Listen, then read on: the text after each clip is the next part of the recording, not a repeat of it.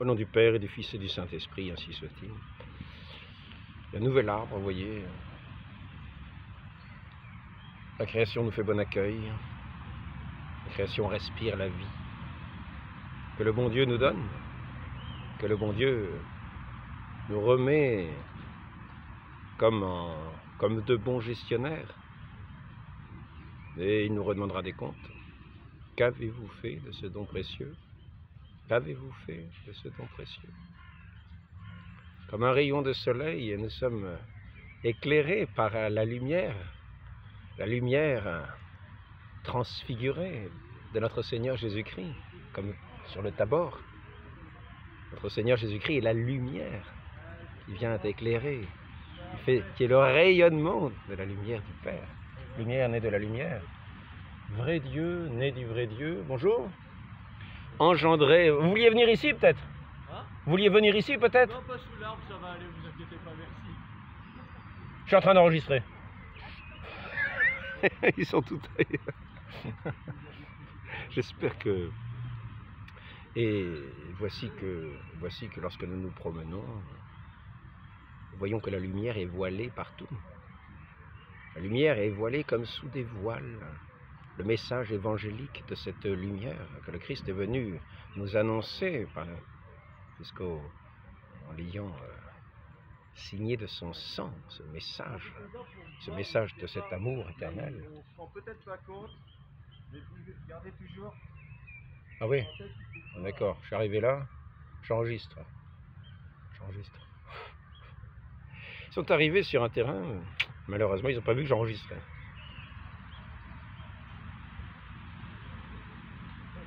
Ils vont faire un lancer de disques à côté. J'aurais peut-être dû choisir un autre endroit.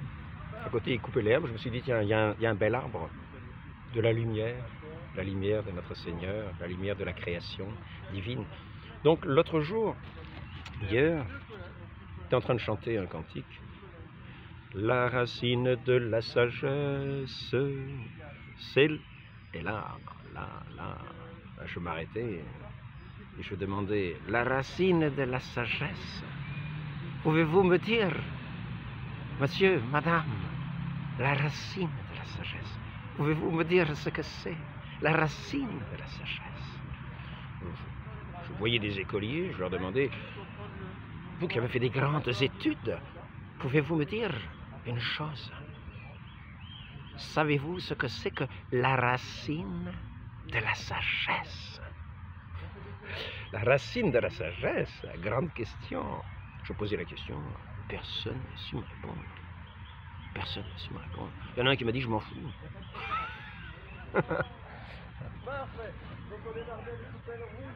La racine de la sagesse. On revient sur le côté, d'accord? Ah, merde. On tourne, donc vous partez comme ça. Tac, je pars. Hop. Et je tourne, je fais le tour. Bon, il y a une compétition juste à côté, ça va être difficile. Vous pouvez partir, donc la personne... Difficile. Je peux vous montrer un petit peu si vous voulez, si ça vous intéresse. Ils recherchent la sagesse, vous voyez.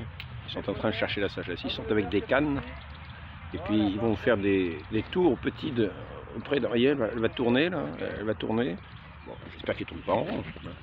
Donc, ils sont à la recherche. Ils sont à la recherche de la sagesse. Ils recherchent la sagesse. Vous la trouvez? Vous la trouvez? Vous l'avez trouvée? C'est bien, bravo. Vous l'avez trouvée aussi? La sagesse. Ils ont trouvé la sagesse. Ils y restent. Ils sont au pays de la sagesse. Bon. Alain, si tu continues, on va te prendre pour un fou. Oui, c'est vrai, la sagesse de Dieu est plus folle. La folie de Dieu est plus sage que le monde, n'oublions pas, n'oublions pas. Il ne s'agit pas d'avoir l'apparence de la sagesse ou l'apparence de la folie. Certains peuvent avoir l'apparence de la folie dans un monde qui est complètement fou, parce qu'ils sont à l'envers. Donc je vais quand même pas...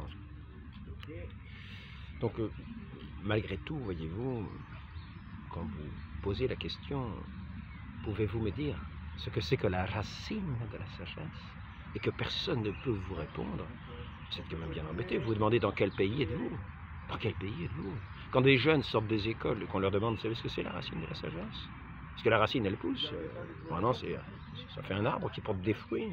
C'est la racine de la sagesse, c'est ce qui est le plus important. Il faut agir avec sagesse dans nos vies. La sagesse, c'est le sel de nos vies. C'est ce qui donne le goût véritable à la vie. La sagesse.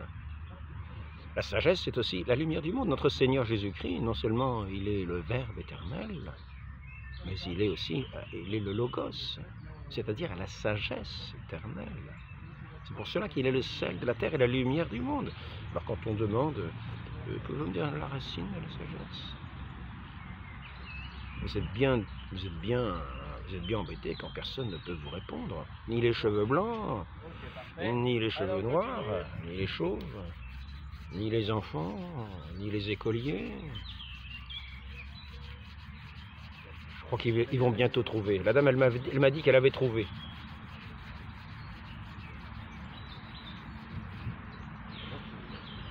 L'avantage des animaux, c'est qu'ils ont été créés pour chanter et qu'ils chantent.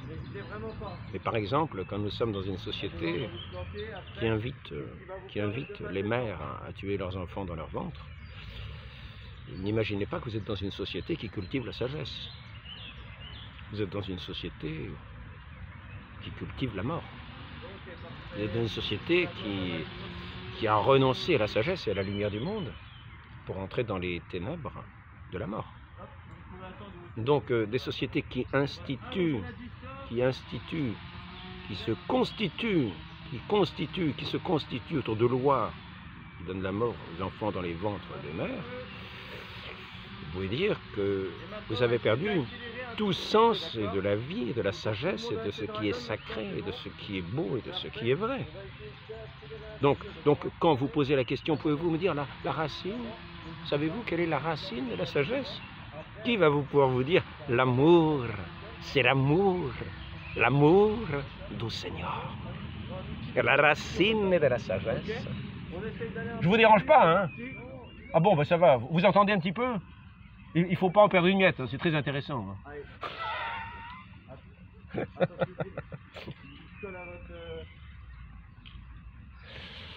La racine de la sagesse. Donc nous sommes dans une société qui a perdu complètement le sens de tout, le bon sens, et qui se retrouve sens dessus, dessous. C'est-à-dire que ce qui doit être honoré est déshonoré. La vie précieuse qui est confiée aux mères, pour lesquelles elles sont faites pour faire éclore cette vie qui leur est confiée, pour ensuite faire croître, comme ce bel arbre de la sagesse, dans la crainte de celui qui est la lumière et l'amour, pour ne pas perdre ni la vie, ni la lumière, ni l'amour, Nous sommes un petit peu comme ces plants qui sont, ces plants qui sont appelés à porter des fruits de l'amour divin, des fruits lumineux, des fruits de la vie divine, pour être unis à notre Dieu. Nous ne sommes pas faits pour porter ce qui est sacré, ce qui est fait, ce que notre Seigneur donne de plus précieux, de ce don le plus précieux de la vie, pour faire des mères qui ont cultivé l'amour de la vie, l'amour du vrai, l'amour, ce don qui leur est donné, l'amour de leur Dieu qui leur fait ce don précieux, qui est appelé à porter cette lumière divine, qui est appelé à porter éternellement cette lumière divine, à massacrer les enfants dans les ventres des mères, à transformer des docteurs qui sont là pour guérir, pour soigner, en assassin des créatures les plus innocentes dans le ventre de celle qui devrait être leur protectrice, leur première protectrice. Au lieu de cela, vous voyez ces femmes transformées en monstres, qui vont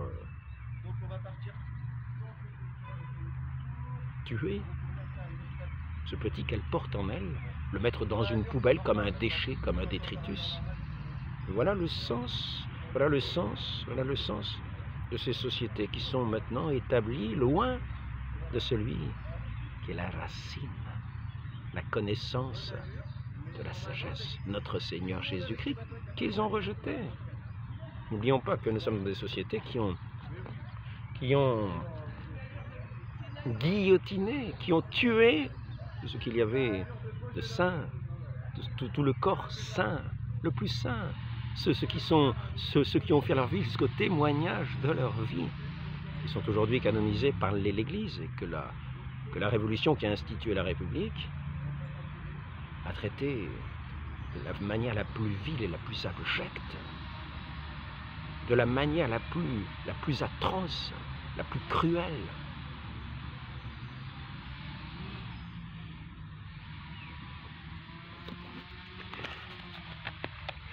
Jusqu'à vouloir effacer le souvenir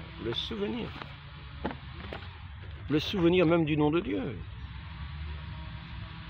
c'est-à-dire de celui qui est la source vive de la sagesse, de la connaissance, de tout ce qu'il y a de beau et de vrai.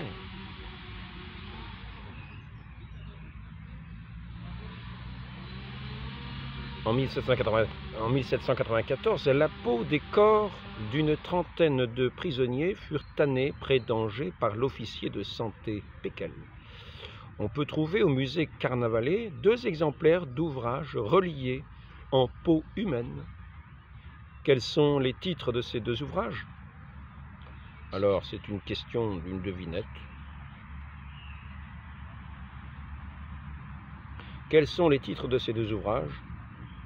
Indice, voici un extrait. Nul ne doit être inquiété pour ses opinions, même religieuses, pourvu que leurs manifestations ne troublent pas l'ordre public établi par la loi.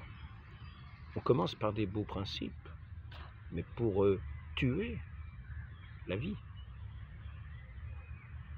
pour aller dans le néant le plus infamant, pour s'attaquer aux principes fondamentaux au nom de la liberté. La liberté n'est pas un absolu.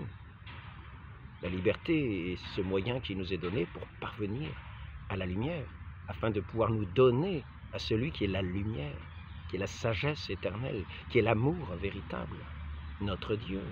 La liberté est faite pour que nous puissions nous donner. Et nous n'avons jamais le droit de commettre des crimes, ni à plus forte raison de les mettre dans des constitutions de société, afin de donner ces droits à toute personne, pour en faire des assassins et réduire la vie à rien. La déconsidérer dans les âmes, dans les esprits, et déconsidérer du même coup celui qui leur a donné la vie, et à ceux qui tuent, et à ceux qui sont tués. Je prendrai ce petit passage du catéchisme, donc je tiens à vous dire, extrait, nul ne doit être inquiété pour ses opinions, même religieuses, pourvu que leurs manifestations ne troublent pas l'ordre public établi par la loi. Voyez-vous, le catéchisme est plus précis que cela. Il ne faut pas que ça aille contre les lois naturelles. Les lois naturelles. C'est la Constitution de 1789, 1780, alors j'ai du mal à lire, 93 ou 95. Donc ce sont ces livres-là qui sont reliés en peau humaine. Et ensuite nous avons eu la continuation de cette révolution qui s'est attaquée d'abord au nom de principes extraordinaires, pour petit à petit, toujours par de nouveaux principes extraordinaires. Vous savez, les pauvres femmes qui n'ont pas vraiment les moyens de garder leur enfant. Vous savez, oui, mais il y a des hospices, il y a des endroits où les enfants sont recueillis, il y a des... Oui, Saint Vincent de Paul recueillait, lui, les enfants trouvés, que les femmes allaient mettre aux portes des églises. Il ne faisait pas parce que c'était un crime, et que ça le reste toujours, bien que des lois puissent dire le contraire. Ça reste un crime. C'est ce qu'il y a de plus essentiel dans l'humanité qui est comme assassinée. Nous avons des âmes mortes, au point de dire la sagesse, moi je m'en fous. Je m'en fous. Mettez un cadavre à côté de la sagesse, le cadavre, ça lui fera ni chaud ni froid. Par contre, une âme vivante qui cherche le bien, le vrai, le juste, parce qu'il est à la recherche de cette lumière divine, qui est sa vie véritable. Il ne dira pas « je m'en fous » en parlant de la sagesse. Ceux qui disent « je m'en fous » en parlant de la sagesse sont des insensés, c'est le propre même. Quand il n'y a plus la sagesse, dans laquelle on devrait être éduqué, que on devrait donner le goût de la sagesse dans les écoles, afin que chacun puisse grandir, faire grandir cet arbre de la sagesse, et que chacun devienne comme un arbre qui fait porter des fruits de cette sagesse, de cette vie, de cet amour, de cette foi. Au lieu de cela, non.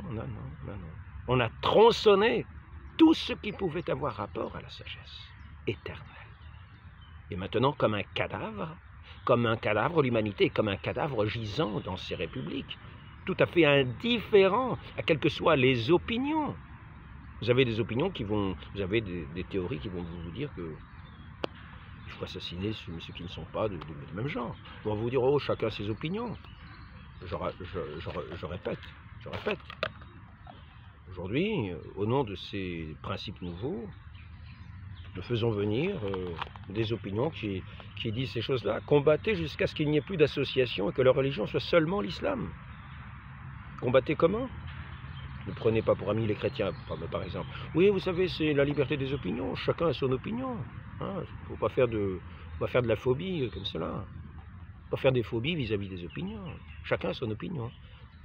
C'est parce que nous sommes devenus des cadavres que nous pensons ainsi. Si nous n'étions pas des cadavres, nous verrions la nocivité de tels textes. Combattez ceux des mécréants qui sont près de vous. Allah aime ceux qui font la guerre pour sa cause. Sourate 61, 4. Mais les lois de la République sont pires. Elles demandent de tuer les enfants. Elles disent que c'est un droit de tuer les enfants, que les femmes deviennent les tombeaux de leurs enfants. Au lieu que la République, au lieu que cette société civile invite à sensibiliser celles qui sont appelées à la naissance, à devenir mères, en les éduquant, en donnant ce sens sacré de la vie qui nous est confié, dont nous sommes comme les gérants de biens très précieux. Dieu seul donne la vie. Nous transmettons la vie. Nous transmettons cette vie qui nous est donnée. Nous n'avons aucun droit ni d'y mettre fin. Nous n'avons pas le droit d'y mettre fin. Nous devons collaborer. D'une certaine manière, on collabore par la procréation. Et nous collaborons aussi comme lorsque nous avons voulu collaborer à l'œuvre, nous devions collaborer à cette œuvre divine de la création, à cette œuvre sainte de la création, en étant installés dans ce jardin pour collaborer aux œuvres divines, à cet ordre divin, à cet ordre de l'amour, cet ordre de ce qui est vrai, juste, de ce qui est bon, pour le chercher de tout notre cœur, nous y établir.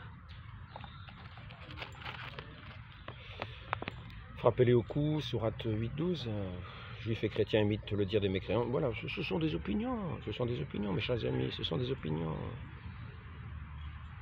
Après les mois sacrés, tuer les associateurs, ou que vous les trouviez dans un pays normal, on devrait dire, mais il faut exclure ce genre de discours. Ce sont des discours très très dangereux qui invitent au meurtre. Mais non, ici c'est, non, toutes les opinions sont pareilles, sont bonnes. C'est la grande liberté, c'est la grande liberté.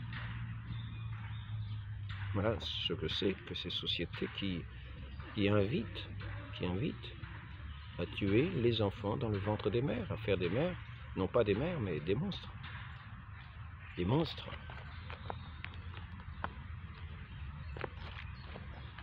Des bourreaux de ce qu'elles devraient aimer, attendre. Toute notre vie est dans cette croissance de la vie. Et lorsque nous voyons des personnes qui arrivent dans les extrémités, dans la dureté de l'âge, dans les extrémités de l'âge, des maladies, de la souffrance.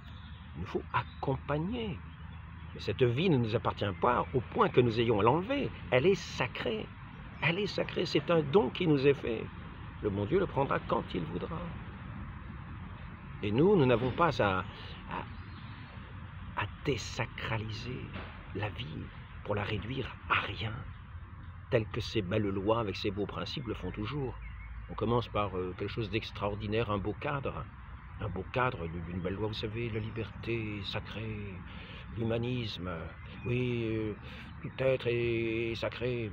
Finalement, les petits-enfants ne sont pas des êtres, ce sont des petits bouts de chair. Finalement, un vieillard, ce n'est plus un être, il a plus sa conscience. Puis finalement, un telle personne, il coûte cher à la société. Et finalement, les hommes et les femmes, l'humanité est transformée en matière bonne à consommer. Tant que c'est bon, on consomme. Quand ça devient un petit peu mauvais ou difficile, nous sommes devenus ce que nous faisons, ce que nous mangeons. Nous sommes devenus des bêtes de consommation. Nous avons perdu le sens sacré de la vie. Et la vie est réduite à simplement ce sens de la consommation, de rien du tout. De rien du tout. Ce qui fait que le vol va bientôt devenir, à la limite, une chose assez insignifiante. Tout le monde est plus ou moins voleur. Tout le monde est plus ou moins criminel. Parce que le crime n'est pas vraiment un crime. Non, chacun cherche son petit intérêt, après tout. Cherche son petit intérêt. Lorsque la vie devient un petit peu difficile, ben on y met fin. Ne voyons pas que ce don de la sagesse se mérite. Se mérite.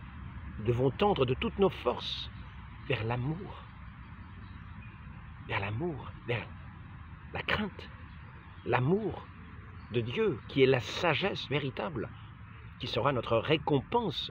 Et cette sagesse, nous devons la mériter. Nous devons prendre soin de tous les petits, de tous les plus petits, de tous ceux qui sont dans les grandes difficultés de ce monde, mais surtout pas leur enlever la vie, laquelle nous n'avons aucun droit de le faire. Elle est sacrée. Elle est sacrée. Il va y avoir le cas de légitime défense, on va vous ôter votre vie. C'est une légitime défense, dira-t-on. Mais il faut éviter de tuer.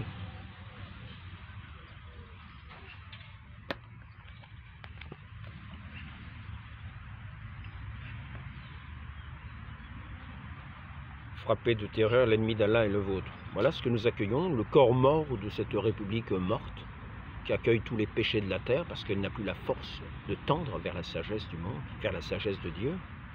Elle n'a plus le sens de tendre vers la sagesse. Donc on va vers le néant. C'est une société qui dégringole de plus en plus vers le néant, vers la déconsidération de l'homme, pour en faire à la limite bientôt un robot, un rien, un rien. Satan semble gagner ce combat. Il nous faut donc face à ce monde de l'insulte à Dieu, de l'insulte à la sagesse, de l'insulte à la vie, proclamer haut et fort le droit de la vie, le droit de la vie, le droit sacré de la vie. Comme disait Jean-Paul II, de la conception jusqu'à la mort, pas celle qu'on donne, jusqu'au dernier souffle de cette vie que Dieu nous donne, nous prête, nous donne. Donc, petit passage au catéchisme ne fera pas de mal. Qu'est-il dit ?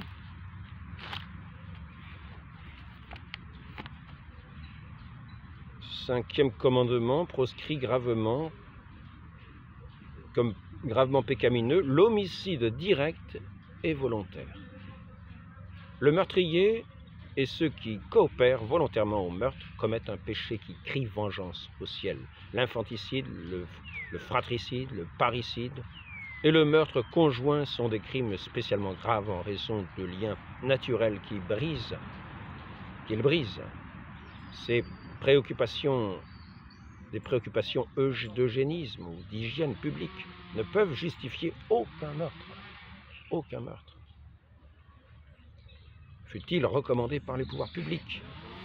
Et la raison, nous l'avons ici, raison principale, nous sommes les intendants et non pas les propriétaires de la vie que Dieu nous confie. Nous n'en disposons pas. C'est un don précieux qui nous est donné. Parce que le bon Dieu,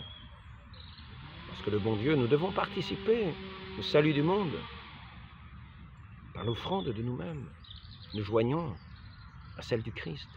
Et ce peu de souffrance que nous avons ici-bas, nous mériterons une éternité, cette éternité de gloire dans le ciel, nous qui avons souffert avec le Christ pour cette gloire éternelle, pour cette sagesse, l'acquisition de cette sagesse éternelle, qui est la lumière des cœurs, des âmes, la plénitude de tout bien. Il nous faudra suer, transpirer, souffrir pour cela, passer notre chemin de croix, et toujours aller au-dessus, franchir, passer la souffrance. Et le Père de Montfort disait, si nous avions si nous devions passer au travers de lame de rasoir, nous devrions le faire pour acquérir cette sagesse.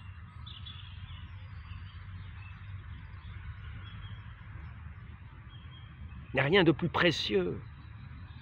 C'est le don parfait auquel Dieu nous appelle. Donc, encourageons-nous, prions les uns pour les autres.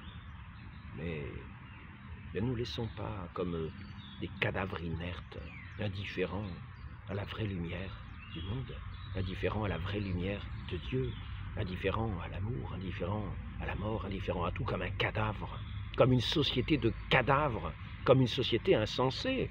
Car lorsque nous ne mettons pas la racine, de ce plan, de cette société, le désir de la sagesse, l'amour de la sagesse, lorsque nous ne faisons pas croître, lorsque nous ne plantons pas la racine de la sagesse pour y faire pousser ce bel arbre qui est l'arbre magnifique. Les autres n'en sont pas, les autres sont des arbres morts, sont des arbres qui n'ont pas d'apparence, qui portent des fruits pourris. Semons cette parole divine qui donnera ses racines, cette racine de la sagesse qui fera croître ce bel arbre qui portera de bons fruits. Un bon arbre ne porte pas de mauvais fruits et un mauvais arbre ne porte pas de bons fruits. Donc sachons-nous que nous sommes dans ce monde, il est vrai, comme des étrangers. Je voudrais, ce sera peut-être un autre entretien, mais je voudrais quand même revenir peut-être maintenant à ce texte important qui est à l'origine aussi des commencements du christianisme, des commencements de la chrétienté plutôt que du christianisme, la chrétienté qui est cet arbre. Et cet arbre, c'est-à-dire cette église sainte, la chrétienté, répandue dans toutes les nations. Alors,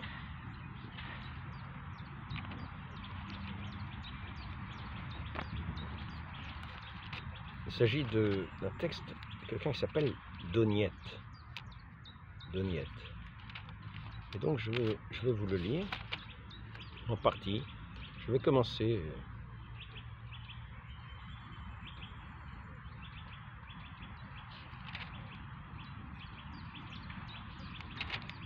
voilà ici. Les chrétiens ne se distinguent des autres hommes ni par le pays, ni par le langage, ni par les coutumes, car ils n'habitent pas de ville qui leur soit propre. Ils n'emploient pas quelques dialectes extraordinaires. Leur genre de vie n'a rien de singulier. Leur doctrine n'a pas été découverte par l'imagination ou par les rêveries d'esprits inquiets. Ils ne se font pas, comme tant d'autres, les champions d'une doctrine d'origine humaine. Ils habitent les cités grecques, les cités barbares, suivant le destin de chacun. Ils se conforment aux usages locaux pour les vêtements. Ça dépend. Une fois les religieux, on demande de porter un vêtement particulier. Moi, je mets le Sacré-Cœur parce que un jour, j'ai découvert cette dévotion au Sacré-Cœur avec ce message aussi du Sacré-Cœur. Voici ce cœur qui a tant aimé les hommes et qui ne reçoit d'eux qu'ingratitude, mépris, oubli. Pour ne pas l'oublier, je l'ai mis sur mon vêtement dès que j'ai commencé à prendre la route. Au début, j'avais un manteau, un simple manteau, j'avais un petit cœur. Puis un jour, j'ai mis ce vêtement qui correspondait à la règle de Saint François, parce que c'est l'appel que j'ai eu, après être allé à Rome, alors que j'étais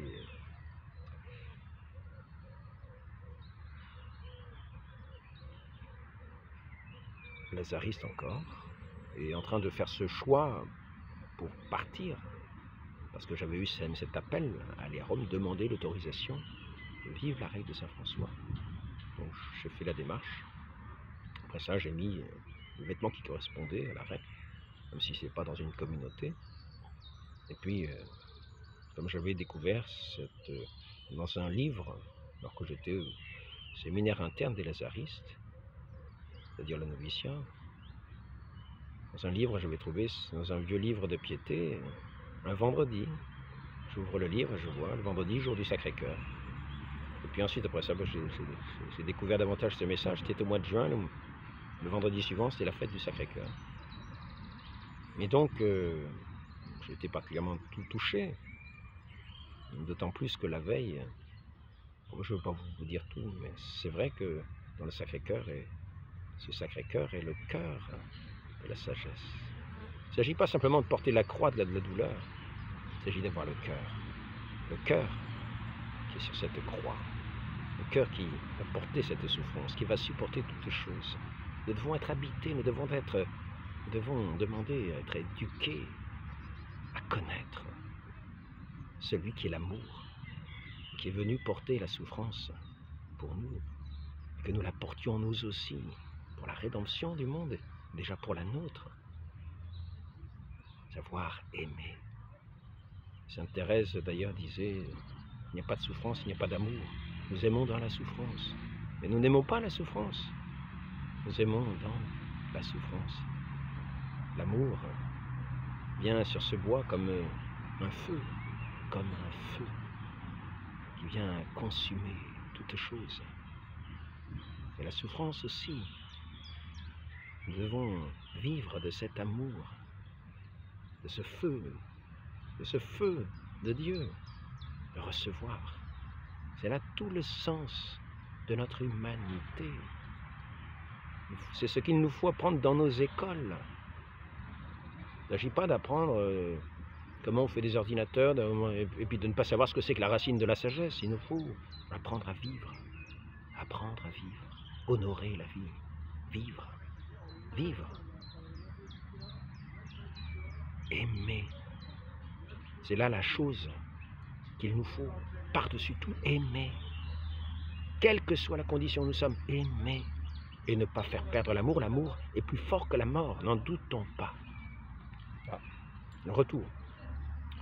Donc, ils habitent des cités grecques, des cités barbares, suivant le destin de chacun. Ils se conforment aux usages locaux, pour les vêtements, etc., la nourriture. Ils s'acquittent de tous leurs devoirs de citoyens et supportent toutes les charges comme des étrangers. Toute terre étrangère leur est une patrie. Toute terre étrangère leur est une patrie. Et toute patrie leur est une terre étrangère. Alors, vraie patrie, c'est le ciel. C'est le ciel. Ils sont ici-bas comme des étrangers, comme des exilés. Et cependant, ils vivent, voyez-vous, supportant les charges comme des étrangers. Ils s'acquittent de leurs devoirs de citoyens. Ils se marient comme tout le monde, ils ont des enfants, mais pas comme tout le monde, parce que certaines lois, oui, c'est ça, je voudrais en revenir à ça. Mais je n'ai pas apporté les documents. L'Église nous dit bien À la fois, nous n'avons pas le droit à l'erreur, et à la fois, il ne s'agit pas d'accepter toutes les façons de vivre, toutes les façons de faire. Nous devons respecter justement le droit naturel, la loi naturelle inscrite par Dieu dans sa création. Il n'est pas question de mettre fin à la vie. Cette vie doit être toujours le support de l'amour. Cette vie est le don qui nous est fait, afin qu'il soit habité par cet amour éternel, cet Esprit Saint vient l'enflammer, il vient l'habiter,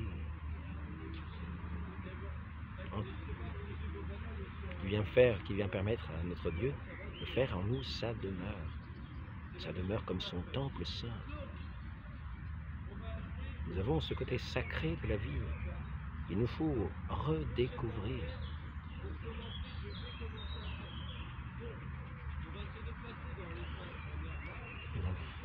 Ce texte-là, j'y reviendrai. Hein, c'est chrétien dans le monde, lettre à Doniette.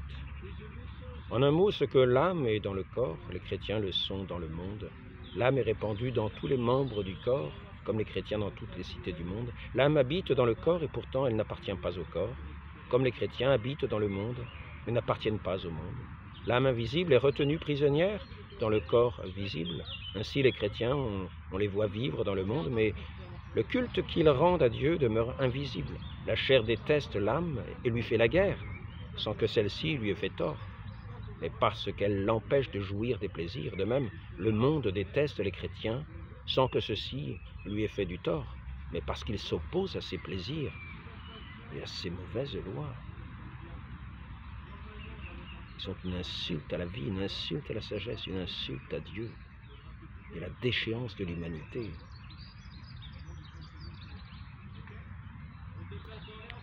Une société qui cultive le droit aux femmes de tuer leurs enfants n'est pas une société, n'est pas une société.